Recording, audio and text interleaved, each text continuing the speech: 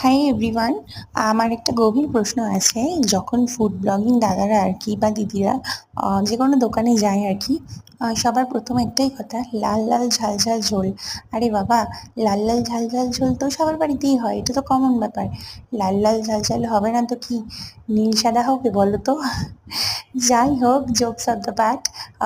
কিছুই না, এটা একটা ট্রিক্স আছে, যেটা কি না তেলের মধ্যে ধরো তেজপাতা বা পেঁয়াজ তুমি দেওয়ার আগেই একটু যদি চিনি অ্যাড করে দাও না, আর চিনিটার কালারটা যদি একটু ব্রাউন কালার করে হালকা আছে, দেন তুমি চিনিটা অ্যাড করো, আলু অ্যাড করো বা তেজপাতা অ্যাড অ্যাড করো বা গরম মশলা গোটা যেটা আর কি অ্যাড করো, যেটাই করো না কেন, খুব সুন্দর টেস্টও হয় আর কালারটাও সুন্দর হয়। আর তার সাথে যদি তুমি কাশ্মীরি মির্চ পাউডারটা ইউজ করো, আরও সুন্দর কালার আসবে।